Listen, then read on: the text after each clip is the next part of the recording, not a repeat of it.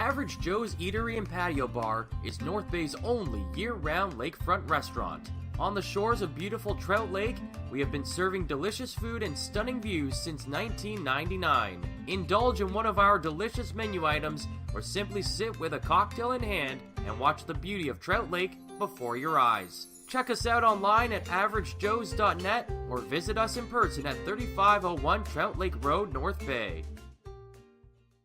Hey there, I'm Mike the Financial Advisor. When you strip it down to its core and you take away all the industry jargon, I help people solve financial concerns. So if you're concerned that you'll never save enough to retire comfortably, or that your kid is going to graduate post-secondary $40,000 in debt, or maybe even that life is going to take a really unfortunate sideways turn and somebody is going to have to open a GoFundMe page for you and your family, I can help you prevent all of those things from happening. If you want to see how, you can find me on Facebook, Instagram, and TikTok. Just do a search for Mike the Financial Advisor. You should find me. You rely on your vehicle to take you to the places that matter most to you. So bring your vehicle to the team you can rely on to keep it running at its best. Dave's Automotive Services. Whether you're getting your car or truck ready for the season with a tire change, making sure you're safe on the road with an inspection and certification, or doing your due diligence to keep your vehicle in tip-top shape with regular maintenance, Dave's Automotive Services has you covered. Expert troubleshooting, quality repairs, and time-efficient labor are the 3 stars of service you can expect when you bring your car or truck to Dave's Automotive Services at 411 Airport Road. Call 705-478-5544 and book your appointment today. Players to Watch is brought to you by Mike the Financial Advisor. If you have financial questions, he has financial answers. On Facebook, Instagram, and TikTok at Mike the FA. And we welcome you inside the Powassan Sportsplex here as the Powassan Voodoos host the Kirkland Lake Gold Miners in what will prove to be the final home game of the regular season for the Powassan Voodoos here in 2023-2024. I'm Courtney Kenny, pleased to be joined by Ben Long. And as the video mentioned, we're going to talk some players to watch, and I'll throw out our Kirkland Lake Gold Miner player if Ben wants to look at our Voodoos player. And our Kirkland Lake Gold Miners player is Noah Woodward. Through 45 games, he has 43 points. That's 22 goals and 21 assists. He's the only gold miner who could probably finish as a point-a-game player up in the upper echelon of his team, as he's the closest. Again, 45 games played, 43 points for the unfortunately recently eliminated from the playoff contention Kirkland Lake Gold Miners. And Ben, who's our Powassan Voodoos player to watch? For the Powassan Voodoos, we have Matthew McMillan, 50 games played, 24 goals, 48 assists for 72 points overall. He's getting a special award tonight for total points in the NOJHL. Yeah, he's hit 100 points here in the NOJHL. They had a ceremony last week for 4 of them. That was Tucker Shields, who has 100 points in the CJHL altogether. And then Alex Little, Cameron Lemke, and Tucker. I'm missing the other one. McMillan's tonight. Thompson. Yes, Chase Thompson. That's right, the hometown hero. Sorry, Chase. But anyways, yeah, they had the ceremony last week, and then Matthew McMillan goes to French River and says, well, what about me, guys? And he gets 6 points in the game. So yeah. He's now hit 100 points. A lot of them coming this year, as in 50 games, he has 72. Yeah, that's some impressive totals he's been putting up this year. It is indeed. The Voodoos really took it to the French River Rapids, 9-3, as we mentioned, on Saturday in Christmas Village, or Noelville, as is more commonly known. So I actually, a gentleman that I've been working with recently, his name's Jerry Logan. He lives in Noelville. He moved up here from Windsor, and he cheers for the Rapids, and then he went as, hey, I got to check out my team because I'm, getting ingrained in the community a little bit. And then he looked at the standings, and he was like, oh. Oh, that's what's happening here. And anyways, the Powassan Voodoos likely will be up against the Hearst Lumberjacks in a week's time. We don't know if it'll be at home. We don't know if it'll be away yet, as the Voodoos are trailing the Lumberjacks by a point. Both teams have played the same amount of games, so that is our projected matchup in the first round. Again, Timmins and Iroquois Falls are set, and now it's just figuring out who's next, where the Voodoos start the playoffs, Ben. Yeah. We heard from Chris Dawson. He gave us the dates beforehand of what we were looking at in either situation. I don't remember what they are off the top of my head because that's how my memory works these days, but it's going to be a good set of games anyway that we're getting for. It should be a good one. The Voodoos took down the Lumberjacks in 6 games last year. And you got to think that the Hearst Lumberjacks will be looking for some vengeance here this season. As mentioned, this is the final home game against the Kirkland Lake Gold Miners. who were eliminated from the NOJHL playoff picture on the weekend. The Gold Miners are going to finish 5th, as French River's not going to catch them in the East, ahead of the last place Rapids. They're 2-7-0-1 in their last 10, and on a 6-game winless streak, 0-5-0-1. So obviously that contributed to them not making the big dance at the end of the year. And really, it's been a tale of the last 2 seasons kind of playing out the same. Timmins finishing in first, and then 2 and 3 being Powassan and Hearst, or Hearst and Powassan. But we'll actually go to public address announcer Mike Brito now with the special presentation at center ice. Matthew McMillan is now the 5th Voodoo player this year to surpass the 100-point mark in his junior hockey career. We ask Matthew to please come to the penalty box area to receive your plaque from Voodoos GM, Chris Dawson. Matthew scored 4 assists to break the 100-point mark on Saturday, March 8th in the Wellville. Congratulations, Matthew.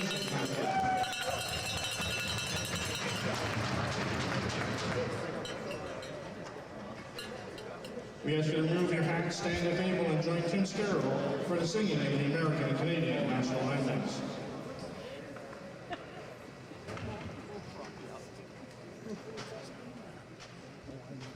Oh, say, can you see by the dawn's early light what so proudly we hailed at the twilight's last gleaming, whose broad stripes and bright stars through the perilous fight? Oh, the ramparts we watched were so gallantly screaming, and the rockets wrecked the air, the bombs bursting in air, gave proof through the night that our flag was still red. Oh, sailors, that star-spangled banner yet wave, o'er the land of the free and the home of the brave.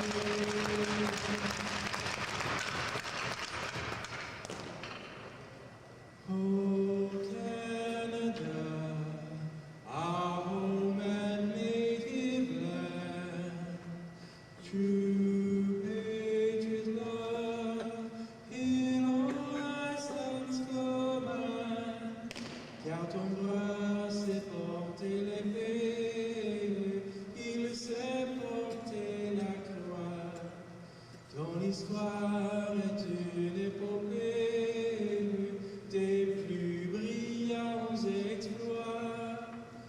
God keep our land glorious and free.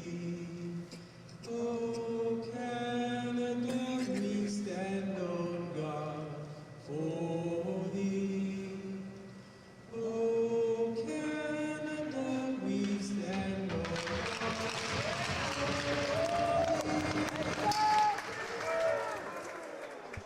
And we're back, ready for opening puck drop here. Here's your starting goaltenders tonight. We have Graydon Mole in net for the Gold Miners. Through 25 games, he has 4 wins, 15 losses, a .511 goals against average, and an .890 save percentage. In net for the Voodoos is Daniel DiRoccolo. In 35 games, he has 18 wins, 13 losses, a .285 goals against average, and a .925 save percentage. So, the Voodoos have to win out if they can hope to overtake Hearst. And the Gold Miners are just at this point just playing out the string. Yeah, for them it's a matter of playing out for pride and maybe trying to make some, players want to show them what they can do and hopefully get a look for maybe better season next year ahead. But for Powassan, they have a lot on the line here tonight, and Daniel DiRoccolo, we see a lot of great things out of it, so I bet he's looking to show his usual great game. Looking to get some rhythm going here before the real games start, as they say, as we're about to get going. As Kirkland Lake in their road black jerseys are going left to right to start this one, and the Voodoos in their home whites are going right to left. The nice thing about the playoffs is the jerseys change again, so the Voodoos will be back in their greens here on home ice, which much better jersey in my opinion than the whites. But that's just because I'm not a fan of white jerseys in general. As Tucker Shields comes in, takes a shot, and he just puts that one over the net. Now in the Gold Miners zone, puck is in the possession of Kirkland Lake as they come out in their new black jerseys this year. As another shot from the point, and Duracolo makes the save. We'd also be remiss to say that Wraith Smith scoring a couple of goals in French River to set the 16-year-old goal scoring record at 26. He passed Kyle Moore from the inaugural Voodoos season, who had 25 as a 16-year-old, and that's just great numbers that we've seen from Wraith Smith all season long. Yeah, he's a great player, and I don't know if he's going to be back here next year. He might be with the Voodoos or with the battalion full-time. I would imagine. He's already got a goal at that level. Teddy Bertos goal, of course. Cameron Lemke in his own zone, up the ice for Rive. Rive tries to get it out. He throws it to the center of the ice, finds Little. Little gets it back to Rive. Rive chips it to Thompson. Now back to Rive. Rive with the shot. And that one is well wide of the net. Down the ice for Lemke to chase after. Lemke in his own zone. Excuse me. Behind the net. Leaves it for Thompson. Thompson skates by it as Lemke sets up over to Little. Little fans on his outlook pass. And he gets it back to Lemke. Lemke gains the red line, throws it in, chasing after it. And Kirkland Lake, I'm used to French River, gets the puck. It's not very often we've seen Kirkland Lake this season. No, we don't see them a lot, but the Rapids we do see very regularly. I know Kirkland Lake has changed jerseys this year from their blues usually to blacks. And I have to say, every iteration of the Gold Miner jersey, to me, is fantastic. One of the more underrated jerseys, I'd say, in the NOJHL. Is now down the ice, McElhaney with the puck in the far side as he got it from Patrick, and he's taken out of the play. Puck sending near side. I know those two from Pittsburgh have to be pretty happy with the Steelers signing Russell Wilson, as they like to remind me, big Steelers fans, but I like to remind them, hey, who did they lose to in the playoffs? That would be the Buffalo Bills, baby. But back to the sport at hand. Nah, let's talk football the whole game. No. These Gold Miners jerseys remind me a lot of growing up playing for the Powassan Hawks and the Miners Association. We had whites and we had yellows. Those are our away jerseys, but a couple teams got their jerseys that were black, and they were exactly this color scheme. Yeah, they've kind of gone for black for the main ones now, from what I've seen lately. Sharp jerseys. I don't know. I really like black jerseys. I do too. I'm a big fan. Some people don't. A la Ben Sargent. And those people are wrong. Yeah. As now it's out front, Dawson feeds it to the middle. And Russo couldn't get a shot away. Neither could Smith, who came in for support. And now going the other way, Kirkland Lake, as they send it in cross ice. Sent in. Tried to center it out front. Now it's back to the point. Another shot. Chipped on net by Russo. A little bit of friendly fire, but it just missed. As we're almost 3 minutes gone here. McMillan out of his own zone. Down the ice, McMillan up for Dubroy. Dubroy for McMillan. McMillan couldn't get a shot away. He had to take the puck into the corner. Sends it out front. Kirkland Lake with possession, and they send it back. Russo down the ice, near side. Bastion Pichot to Abrish. Abrish in the Voodoo zone. Tried to lift it up on his stick, and that would have been a highlight reel-worthy goal, but he couldn't get it to go. Lee sends it in from the point. It's behind the net. Picking it up is the captain of the Voodoos, Little. Little for McMillan. McMillan, center of the ice for Dubroy. Dubroy tried to shovel it on net. Tried to get it out front for Little, and the pass couldn't be converted on. Now Little, still down in the offensive zone. Battling for the puck. He comes out with it. Tried to get it out front for Dubroy, who was in a prime spot for a shot, and that'll result in a penalty going against Kirkland Lake to start called for slashing. There was a whole bunch of action of Powassan flying around their end there, and there was a few plays there where I thought could have been called hooks or slashes, little things like that. So the ref eventually probably was not looking to make calls early in the game, but eventually had to call one of them. And here we are with the power play, and we'll see what Powassan can do with this. Shields coming in for the draw. They were quick on the power play against French River last week here at home. Barely even got to announce the penalty, and then it was, here's the goal, but that won't be the case here. Has the puck all the way down to Powassan territory. Little with it. Little. In his own zone. Out. Drops it back for McElhaney. McElhaney walks down, gives it to Patrick. Patrick was looking out front for McElhaney, and that pass was a little bit too hot to handle. Now it's Shields. Shields. Back for McLean. McLean. Or McMillan, I should say. Gets it in for Patrick. Patrick back to the point for Shields. Shields, cross ice. McMillan going cross ice again himself, and now Kirkland Lake gets a hold of it and sends it down the ice. Dracula out to play the puck. Gets it up quickly on a change for McElhaney. Voodoos trying to take over from that change from the Gold Miners. And now Shields on the near side. Twisting and turning. Takes a sharp angle shot. That one hit a corner and bounced all the way back down into Voodoos territory. Dracula slows it down for McLean. Less than a minute left on this power play. And still only one shot in the game going to Kirkland Lake. McLean on the drop pass, gets it over for Smith. Smith now with some speed, walks in. Smith going around the net, stops up, tries to walk out front. He does, takes the shot, saved there by Mole. And the Voodoos get their first puck on net in this one. And there was a few good plays there that could have led to much more. There was the one shot pass across, hit corner, and unfortunately bounced all the way back down. And Smith had a few open men he could have aimed for on a pass there, but he took the shot himself, and we'll see where they go forward. Lemke in for the draw. It's one back for Thompson. Thompson gets it near side for Smith. Smith takes a shot. That one was tipped on net by Case. And now it's back to Smith at the point again. Smith walks in, takes a shot, blocked down by Mole, rebound right in front. And Mole had to be sharp there as a flurry of shots there came in on Mole. There was a handful of players there whacking at the puck and waiting for a rebound to come out, and Mole did a good job of holding on to it there. He got down that butterfly and just didn't let up, because it's very easy as a goalie to second guess, maybe I don't have it, maybe it's under me, maybe it's got behind me, and you got to just hold still like he did. Lemke back to McLean off the draw. Now to Lemke. Lemke looked to center it, couldn't find his man, and Kirkland Lake sends the puck down the ice, and that should do it here for the man advantage. No, a few more. I mean, we're just guessing at this point on this side of the ice. So looks like it's ending right now. Yeah, there it is. Thompson tries to center it out. Instead, his shot is blocked down by Mole, and we're back to 5-on-5 hockey as Kirkland Lake survives their first penalty. Near side, Wraith Smith up for Thompson. Thompson back for Smith. Smith looks out front. Lemke was the trailer, and the pass couldn't get over to number 20 in white. Lamoureux got it near side. Now Collins with it. Sends it cross ice. Nearly went into the Voodoos bench as they were on a change. Turner looked for the puck. Fell down though. Sturge up the ice was looking for McElhaney. McElhaney finds Turner, who was in stride, but the puck was off his skate and into the near side corner. Coming out of their zone now is Kirkland Lake. Down the ice. Near side Collins. Takes the shot well wide. McElhaney picks up the loose puck on the far side. With some speed, number 23, McElhaney.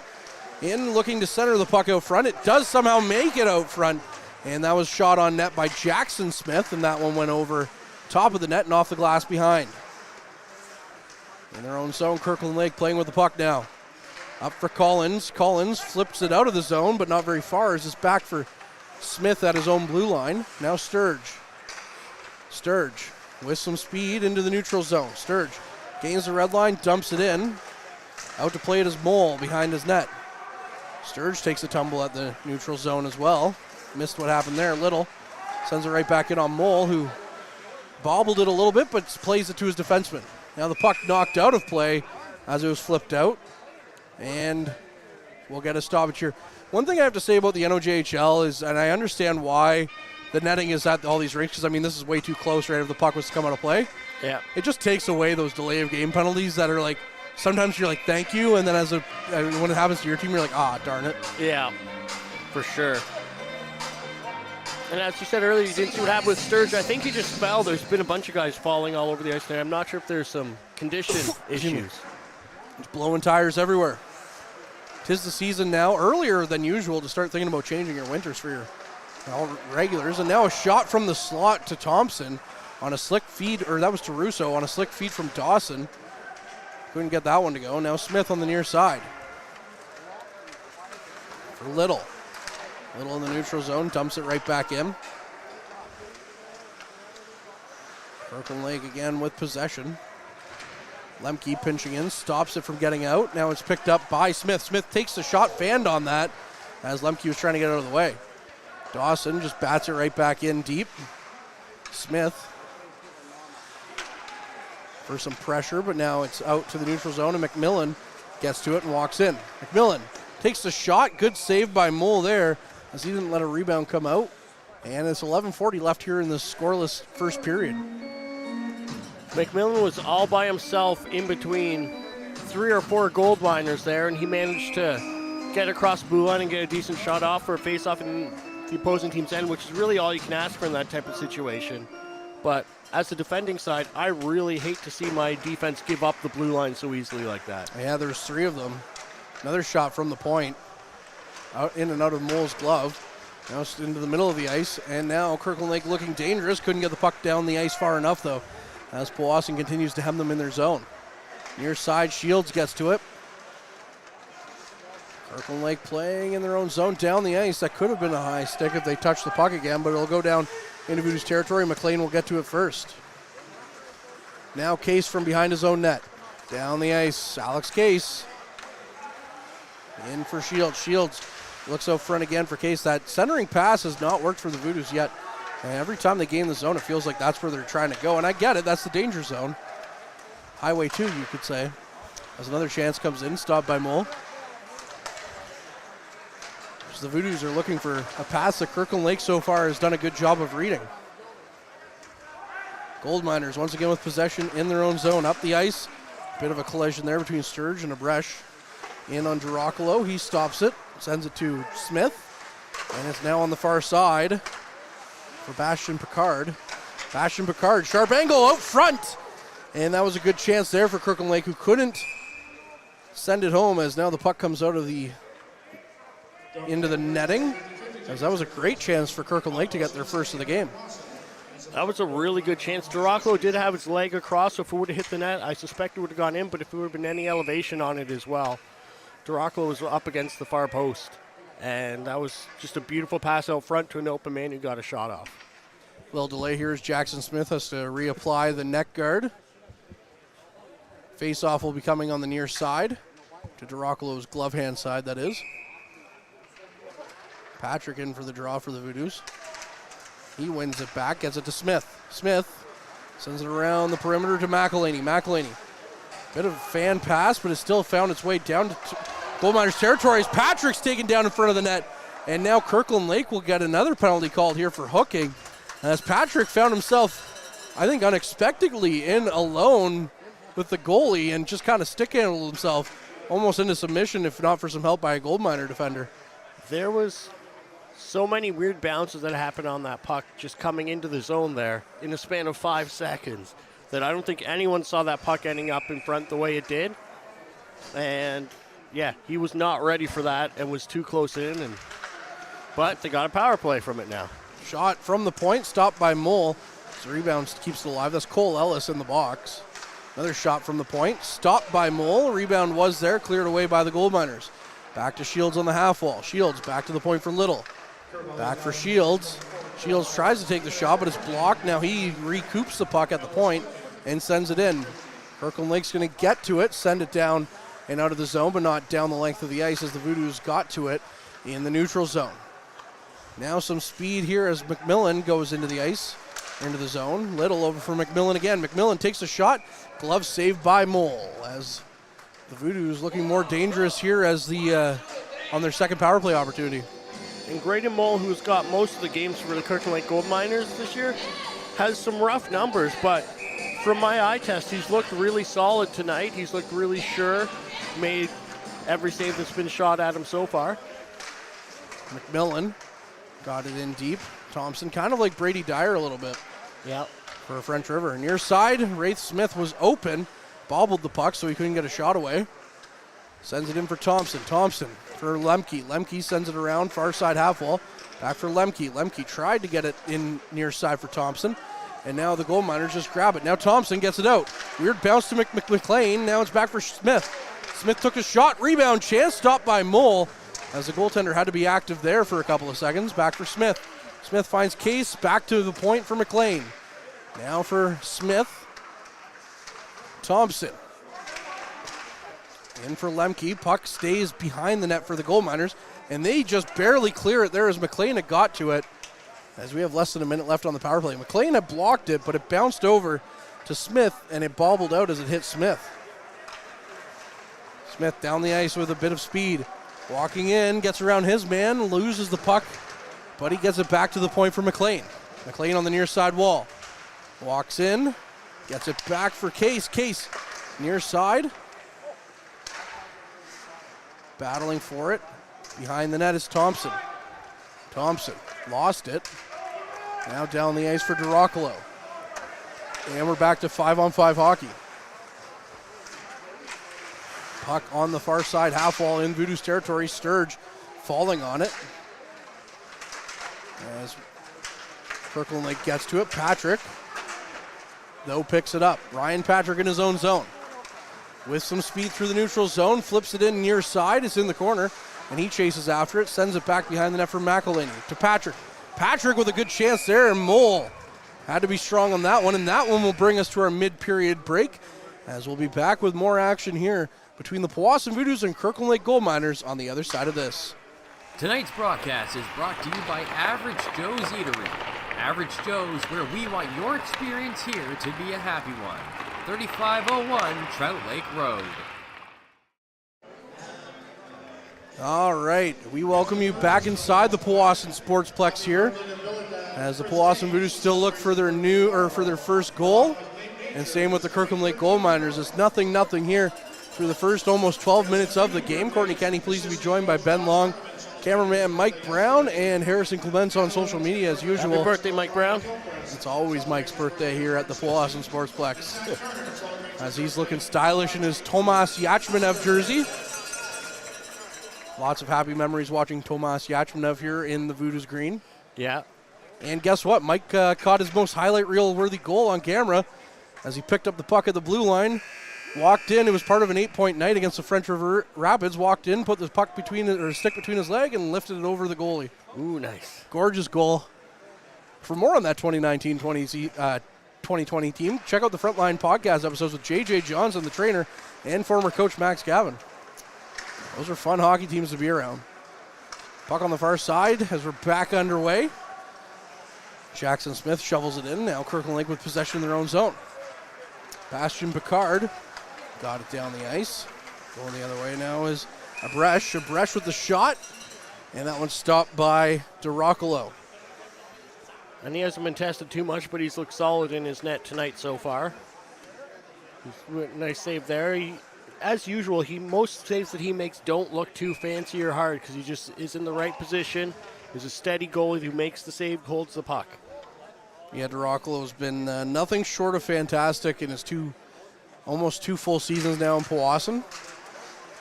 Good find for the Voodoos. Reese Smetham now down the ice. Near side for Little. He takes the shot. He scores. Alex Little and the Voodoos are in flight here.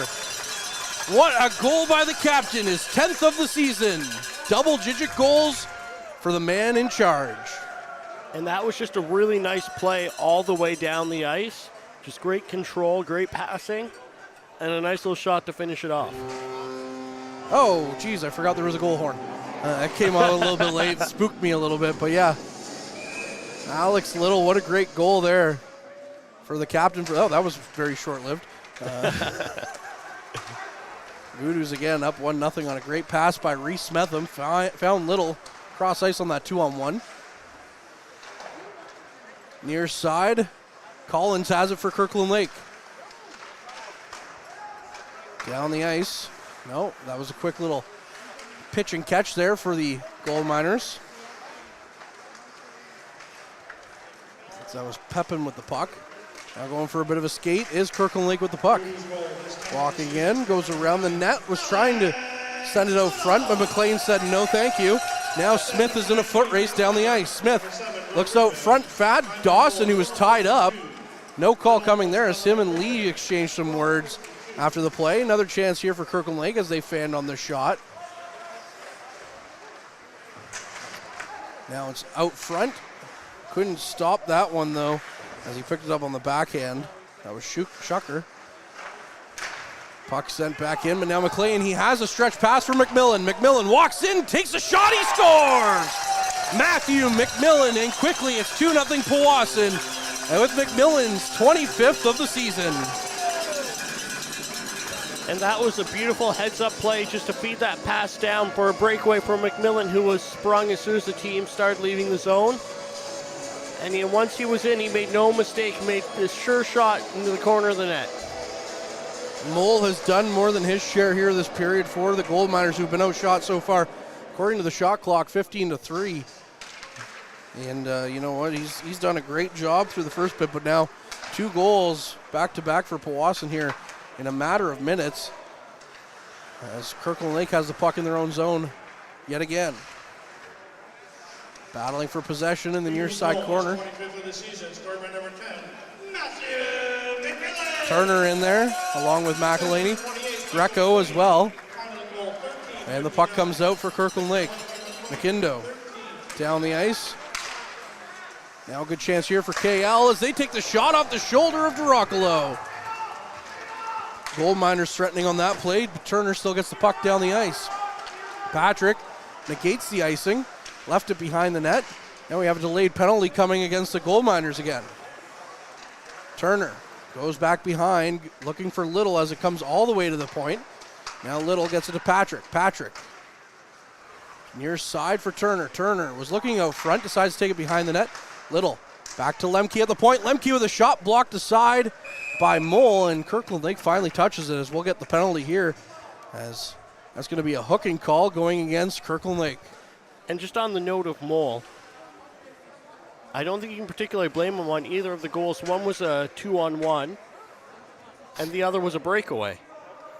If he had a little more, I think, a little more solid defense in front of him, we might not see that 2-goal sprout happen in such a hurry. But yeah, being a hometown kid from Powassan, I'll take it.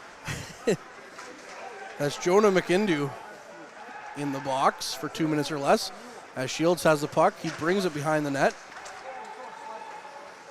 And it's back for Little at the point. Little goes cross ice. And that's sent back to McMillan. McMillan back for Little. Little to the near side for Shields. Shields walks in, takes a shot. And that rebound went high and off the glass. Now McMillan settles it down, sends it back in for McElhaney. McElhaney behind the point for Patrick. Patrick to McElhaney, but Patrick gets it back at the half wall. Found Little out front. And now Kirkland Lake tries to clear the puck, but they can't quite get it out. As the Voodoos somehow, some way keep it in. Little shovels the puck towards the net, and that'll be stopped by Mole, and he'll cover it up. So we'll get another stoppage here, an offensive zone draw for the Voodoos with 4:06 left in this first period. There were a couple chances there where I thought Kirkland Lake was going to be getting the puck out of the zone there, but just bounces off of legs and everything kept the puck in, and Powassan got to keep the pressure on. Mole made sure to end that play when he could, though. McLean with the shot, rebound right there for Lemke as he tries to flip it in. And somehow it doesn't find the back of the net. Now Mole, swimming in his crease, just gets down and covers it up. So we'll get a stoppage here as the Voodoos threatening there on a shot from the point initially from Michael McLean. Mole is not getting any help from his defenseman out there right now. We're up to 19 shots in the first 16 minutes and 3 seconds of the game. Poor guy. He deserves a meal after the game, that's for sure. Yeah. Wraith Smith's shot blocked aside by Mole and a kick towards the net emphatically by Lemke. Now it's Lemke behind the point, or behind the net to Case on a sharp angle. And Mole hugging the post, stop that. Case on the near side half wall to Smith. Smith takes a shot. That one's tipped by Thompson. Another chance. And Alex Case puts the Voodoos up 3-0 here on a power play goal. And Case hitting double digits with his 10th of the season. I didn't even see that one going. I thought Mole had it. And then there's some saw the Voodoos ref celebrating. I just saw the ref point to it, and I was like, oh, okay. It sounded like it hit the post. Yeah. I mean, maybe it was off the post and in or something, but either way. Well, with 3:35 left in the first, we're at 3-0 for the Powassan Voodoos, and I better update the scoreboard here. Alex Case has been quite the find for the Voodoos. He going to school here for Nipissing and didn't have a team to start the season.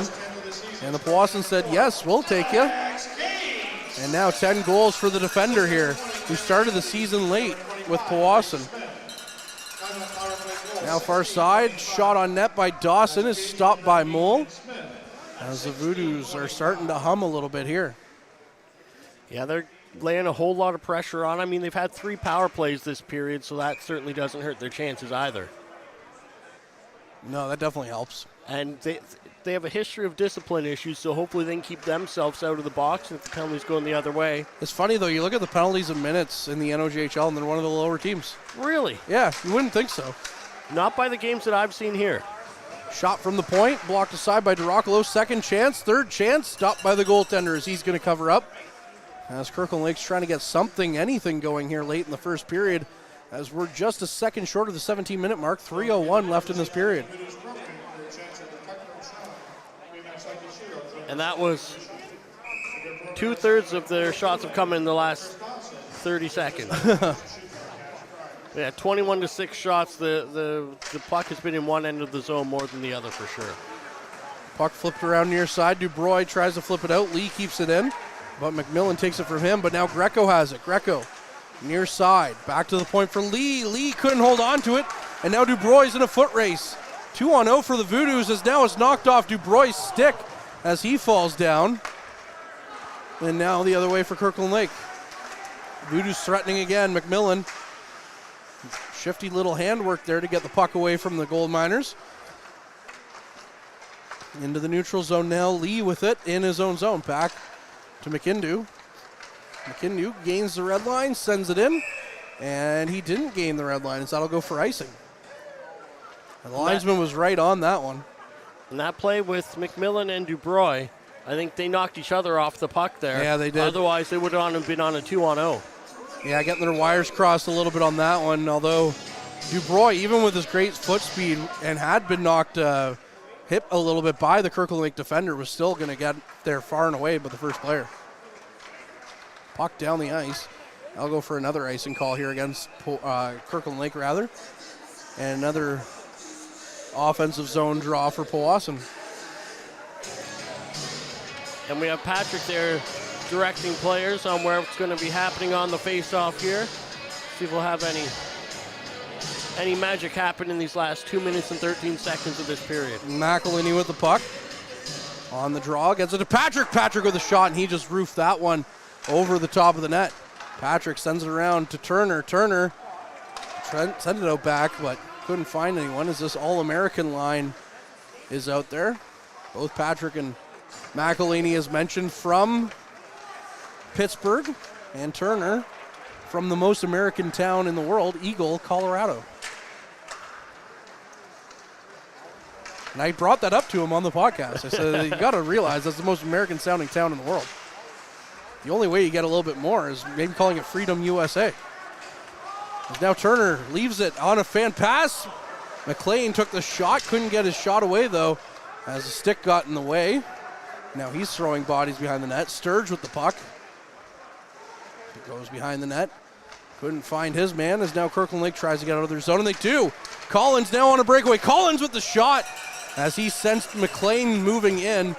Took a bit of a slap shot there. DeRoccolo came out of his net and made the big save. And there's some exchanges of pleasantries going on after the whistle between Lamoureux and I think it was Smetham. But yeah, he had a little bit of a breakaway there. He had a little bit more space. Then Topless Circle winds up for a slap shot right into the torso of DeRoccolo, so there wasn't too much trouble there for him to hold on to that. Quick whistle on that one for a face-off violation, so we'll have to get started again. $1:15 left here in this first period, and we'll get back underway here as the Voodoos get it out of their zone again. Rive couldn't get it very far, though. Is now back in his own zone as Jackson Smith comes away with that one, though, as Bastion Picard. He sends it right back around behind the net. As now on the near side, Rive gets to it again. Rive down the ice. That's it for Smetham as he just avoided a hit. Bastion Picard got the worst of that one as he was the one trying to throw the hit. Back in for Amari. Amari battling for it. Bastion Picard goes far side. Good stick by Smith to knock it away from him. Jackson Smith into the middle of the ice for Thompson. It hopped over his stick. And now Thompson stops up. He's knocked almost off the puck, almost down by Shucker. And sent back in. Little gets to it now in his zone to Lemke. 15 seconds remaining on the clock. Lemke walks in. Stops up for Smith. Sharp angle shot. Glove saved by Mole. And 13.2 is all that remains on the clock. And Mole was sure with that one to get it into his glove and not let go of it. The one thing I'm seeing out of the Voodoos, though, that I'm not a big fan of is we're seeing a lot of guys looking for those breakaway plays, little drive-by checking of, one-handed on the stick. Quick chance off the draw, stopped by Mole. Back to Little at the point, 5 seconds remain as he dodges a check, sends it out front, and is sent down the ice by Kirkland Lake. And that'll do it here for this first period. The Voodoos have a 3-0 lead after 20 minutes of play. Ben, your final thoughts on this period before we go to break? I don't know if you could draw it any better than it turned out for the Voodoos, but as I'm seeing some things that I don't like out of them, they're just not. They're starting to do, at Rive there, was looking for a breakaway and didn't make sure the puck got out. Bunch of loose checks, just one-handed, trying to tip the puck away for a breakaway, and they're not getting the job done.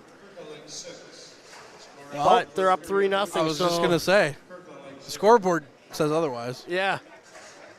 Well, we'll be back with more on the other side of this first intermission. The Powassan Voodoos currently up 3-0 on Kirkland Lake. We'll have to see if they can keep it up here through the next 40 minutes. I'm Courtney Kenny. He's Ben Long, and we'll be back with more on the other side of this. Meals are a special time for families to gather, share their day, and spend quality time together. Those dinners are made extra special when you add tropical produce found in the markets and grocery stores that carry La Huerta imports. La Huerta knows the importance of family, so they know which quality products make the best quality meals for your customers, whether it be Mexican Hass avocados, Brazilian figs, Ecuadorian red dragon fruit, or something just as exotic and special. To get your supply of the best tropical produce at competitive prices with brands buyers trust, contact La Huerta Imports at 705-752-1478.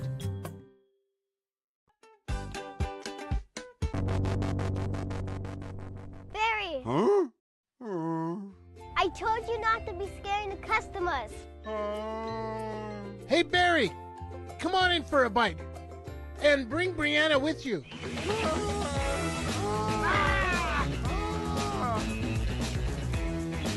For only 2 minutes up the hill, where you're only a stranger once. Ready to embark on an electrifying adventure? Look no further than the Mitsubishi Outlander, available in gas or PHEV, the SUV that redefines excellence. Recently awarded the best midsize utility vehicle in Canada for 2023 by AJAC. This bold and sophisticated SUV delivers advanced performance, safety, and tech, plus peace of mind with its standard super all-wheel control and the best warranty in the business. With red-hot deals and plenty in stock, your award-winning drive starts with the Mitsubishi Outlander.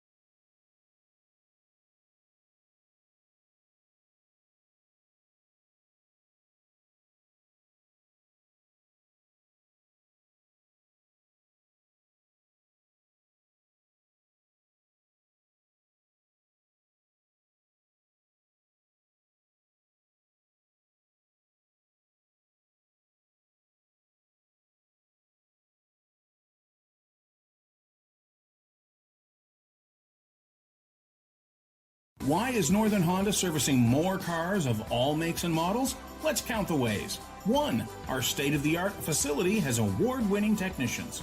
2. Northern Honda has the lowest tire price guarantee, no matter what you drive. 3. The lowest synthetic oil change guarantee, and every 5th oil change is free for all makes and models. Plus, new Honda buyers get brake pads for life. See the service difference at Northern Honda, 1250 Seymour beside Home Depot. Community engagement is one of our core focuses at McDonald's. The key is finding the right people who are passionate about the same things we are, helping kids be kids. McDonald's proudly supports local organizations such as the North Bay Regional Health Center Foundation, Big Brothers Big Sisters, One Kids Place, the Children's Aid Society, and Ronald McDonald House Charities. Stop by McDonald's on 1500 Fisher Street, North Bay to see how we can serve you and the community every day.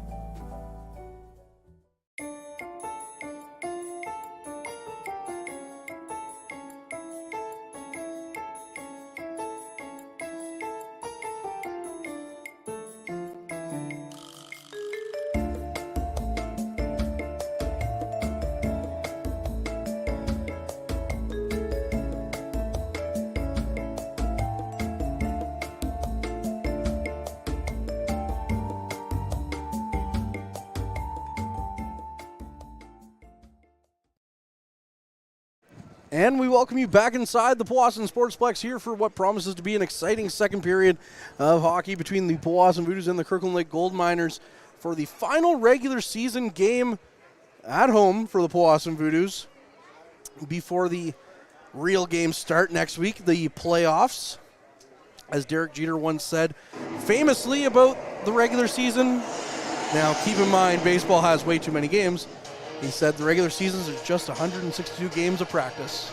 So for our purposes, we'll say the regular season here is 58 games of practice. Yeah. And I mean, they're an important practice because not everyone gets to the real game. No, it's true. I mean, Kirkland Lake will be going home. They'll be enjoying a longer summer. Yeah. Although I don't know if you could say enjoying, but I'm sure they'll find a way to enjoy it on the golf course or something. I can't wait. The golf course is looking actually pretty good on the way down here right now. I didn't even notice today when I drove by. Yeah, no, it's not looking half bad. I think if the weather stays the way it is, this might be the earliest I've ever seen the golf courses open, but that's getting ahead of ourselves here. We still got some hockey, but the Kirkland Lake's one of the two teams in the East to not make the dance. French River, the other team, the Voodoos will also be seeing them to wrap up the season on Saturday in Noelville. And on the other side, it's the Sioux Eagles, and we knew it for a couple of months now, almost the whole year. The Elliott Lake Vikings will not be making the playoffs in the West. So the teams are set. It's just a matter of who's playing where at this point, although Timmins will be playing Iroquois Falls and Blind River will be playing Espanola. So all the teams, I should say, are set to play against who they're playing. It's just a matter of who's starting on the road and who's not for 2 of the 4 series as we get set for this middle frame. Courtney Kenny, pleased to be joined by Ben Long and Cassie Millen, our intern, along with Mike Brown, the camera operator, and Harrison from the Garrison on social media. We're celebrating a year recently this week, actually, with the front line. I knew it was a mistake before we even joined, and here we are. Yeah, it was terrible. Absolutely terrible. As now McMillan has the puck in his own zone as the Voodoos in their home whites are going left to right this period, and the Gold Miners in their road black jerseys are going right to left. Caden Dubroy leaves it for McMillan. McMillan walks in, takes a shot off the post, and the puck is still in play. Back to the point, Lemke took another shot, and now it's the puck just sitting there in the slot, but Dubroy, or McMillan, with a nifty pass, had to get it out to safety, or away from danger, so that way they could reset a little bit. As now out front, a big save by Mole, another chance. Stopped by the goaltenders. He's been active all game long. What a sequence of events there for the goaltender. As now Dubroy back to the point for Lemke. Lemke near side for Little, keeps it in, sends it in on the backhand. McMillan on the near side, out for Thompson with a shot. Mole with another save as the puck rolls away from the net. Voodoos hemming in the Gold Miners here to start this period. Thompson battling on the near side wall. Little comes in for it. And it's knocked down the ice for Rive. Rive in his own zone. Down the ice, gets it to Thompson on a nice little touch pass by Reese Smetham. And Smetham threw a backhanded look down the ice to Lemke. Now in for Mole. Ellis with the puck. Near side to Lamoureux. Lamoureux walks in, takes a shot to Rockalo. Made the save.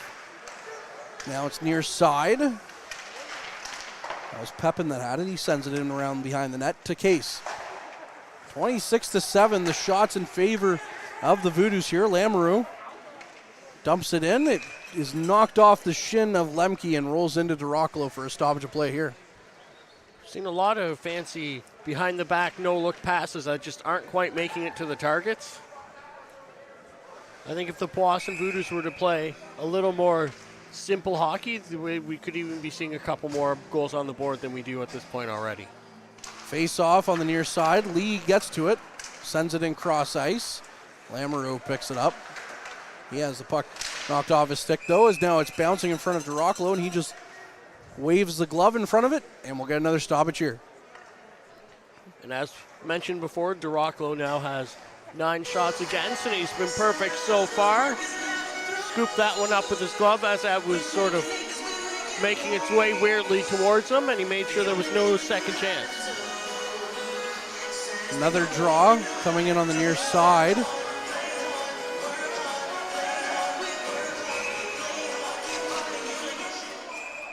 That'll be a face-off violation against the Gold Miners, as they were taking a long time to set up. To Windu, looking to win the draw in the offensive zone for his team. Now it's back behind the net for McLean. McLean gets it to Russo. Russo sends it up ice. Pepin kept it in. Now Dawson gets to it. Dawson battling through the neutral zone, leaves it for Russo. Russo cross ice to McLean. McLean with a shot blocked aside by Mole. Russo throws the hit on the far side. Comes out with the puck. Looked out front for Dawson, and the puck never reached him. Lamoureux now down the ice. Good stick check there by Case to knock the puck away from him. And now the puck sent right back down the ice for Gray to pick up. Gray in his own zone. Has it on the near side. Down the ice. Windu gets to a piece of it and sends it in. But getting to it first is Jackson Smith in Voodoo's territory. Russo to Case. Case to McMillan. To Smith. Now he lost the handle on it. And going the other way, Kirkland Lake. Stops up. That was a good chance there by the Gold Miners, and that was McKindu who tried to whack it towards the net. I didn't see the gesture, but I think that was whistled down for high stick. I believe you're right, as the puck is coming out of the zone. I'm getting a nod yes from the cameraman, Mike Brown, on his birthday. Excuse me. Happy birthday, Mike.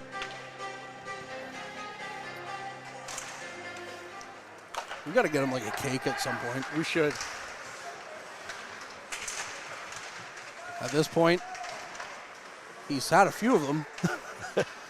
Sturge sends it back for Shields now. Shields in his own zone behind the net, stops up. Leaves the puck now for Smith. Smith with the puck. Slowly comes out behind the net, gets it up for Sturge. Sturge down the ice to McMillan. McMillan tried to get a piece on it and send it in. And now he goes and chases after it. Dubois is going to get to it first in offensive territory. And it's back for Jackson Smith, sent towards the net. McMillan nearly tipped that on the net, but now it's in the near side corner. He's hauled down, a couple of bodies falling now. As it's back to the point for Little. Little takes another shot, and that one stopped by Mole at the top of his crease. This period has seemingly been a little more back and forth, but the numbers on the shot clock don't appear to allude to that too much. We're sitting at 28-10 shots, just about 5 minutes into the second period here. Thompson on the near side for the draw, as he's able to twist his way around and win the draw, but Kirkland Lake gets the first meaningful possession off the draw. Battling for it. Sent back in, McLean from the point. I love it when people walk by when I'm calling a game. Love it. Right in front of me. As the puck sent in. Mole plays it. Little tried to keep it in. No, he didn't. As the linesman saw that and said, nope, that's offside. It looked like he had kept it in for a moment, but there's been a few plays like that this game where the puck's just bouncing around a little weird and it looks like it gets in or it got out and it didn't actually do what we thought it was doing. Yeah, I was just basing it off the reactions of the players, as we can't actually see where the puck was thanks to the boards here. But that's just how she goes. Is now Turner with the puck. Walking in, Turner. Twists and turns, send it out front. There was nobody there, just 4 black jerseys towards the front of the net. Now Patrick finds it. Patrick lost the handle of it and going the other way is Kirkland Lake. Good back check there by Turner. Puck now near side to McElhaney. McElhaney flips it in. Mole picks it up. McElhaney put pressure on there, but it's up to Dufour at the near side half wall. Back to McElhaney for Turner. Turner for McElhaney. He couldn't get a tip on net. Sent down the ice for McLean to chase after. McLean chasing after it. To McElhaney. Sends it in near side. Mole with it.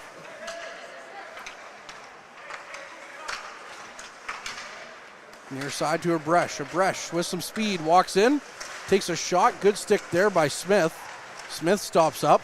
Another chance. Kicked aside by Duracolo as the puck was batted towards the net. Now near side going down the ice. Dawson threw it into the middle of the ice. No one was there. And Kirkland Lake just sends it down the ice. Sturge picking it up in front of his own net. Now he goes backhand up to Russo. Russo wills it forward to Dawson. Dawson gains the red line, sends that one in as Mole's out to play it. Now Dawson chasing after it, but Kirkland Lake gets to it again. Mari to Abresh. Abresh takes a shot. That one's stopped by Duracolo, and it's out of play off the rebound. 13:23 left. It's 3-0 Powassan. And Duracolo's looked really sharp this period. In the few shots that he's had against him, there's been a few tricky ones, including that one that was batted out of the air towards him. He got his pad out and made the save on it. Big blocker save there by Duracolo for sure, and then the pad as well. 29-12, the shots in favor of Powassan here. Behind his net is Lemke. Lemke tried to get a little bit nifty with it. He does come away with the puck, although it got a little hairy for a moment there behind his net. Tawindu now goes cross ice. Little pokes it down the ice, and the Voodoos, Shields will do the same. Chasing after it, Shields sends it back to the point for Little. Little stops up, tried to take the shot, now it's blocked, and Tawindu leads the attack the other way. Tawindu goes cross ice, but it comes to Little. Little picking it up, shielding the puck with his body. Now it's up ice quickly for Dubroy.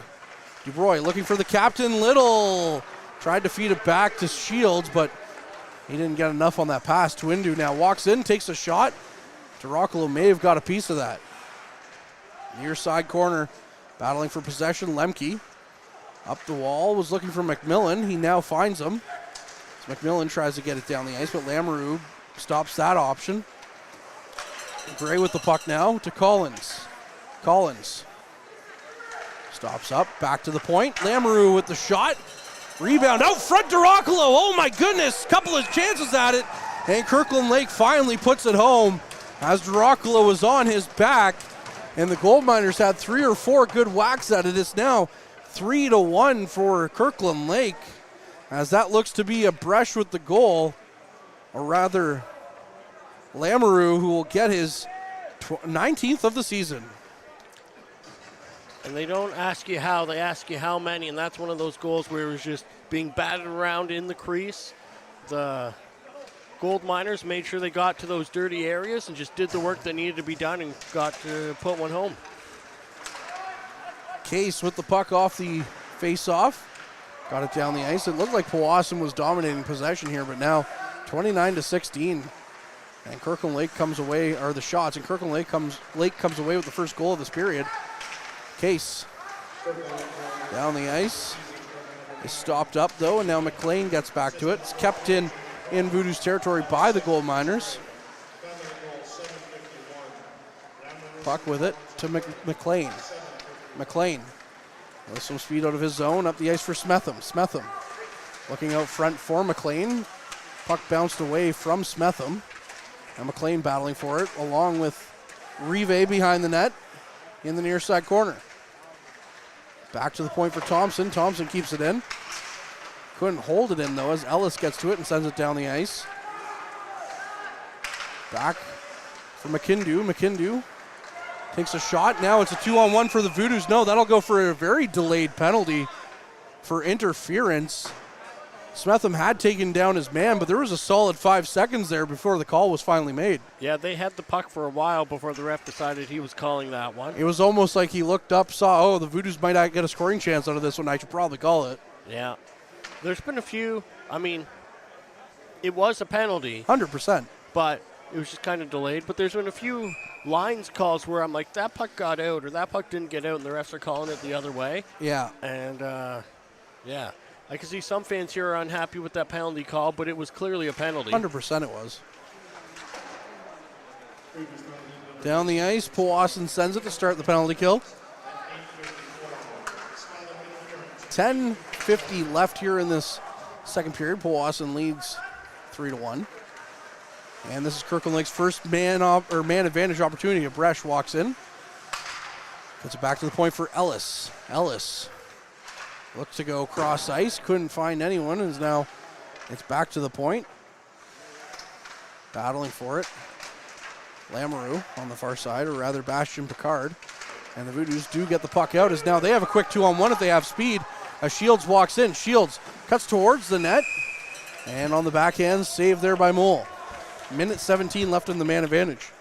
I really love this high pressure penalty kill that the Voodoos do here, especially with Little playing forward. His speed and just his awareness on the ice is so good at that quick forecheck.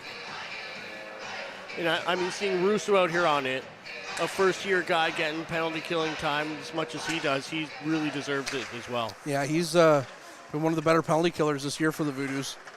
And Little, it's great to see him up on the forward core here as he during the penalty kill. It's always nice to see when you can basically do the opposite of a power play where you play with 4 forwards and 1 defenseman. Now you're playing with 3 defensemen and 1 forward as the puck comes out of play. And who'd better to do it with than Alex Little? Oh, man, he is. The speed on him, Russo doesn't have the same speed, but when you see him out there pumping those legs, getting going, like, he might be one of the hardest workers on this team, I think. Yeah, I have to think so. Little's back out there now along with Shields. Face off. Coming in the Voodoos zone. This is kept in by the Gold Miners. Little lost a stick, but the Voodoos are able to send it down the length of the ice. Mole with it as he stops it up. Now going the other way. That was Gray that had the puck.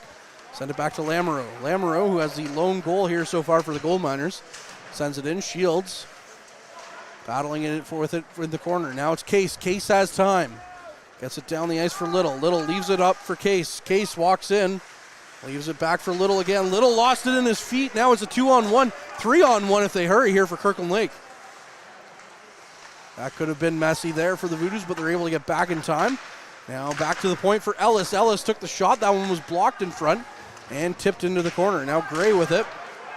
Gray walks in as we're getting down to the final seconds here on the man advantage. Comes out front, couldn't find his man.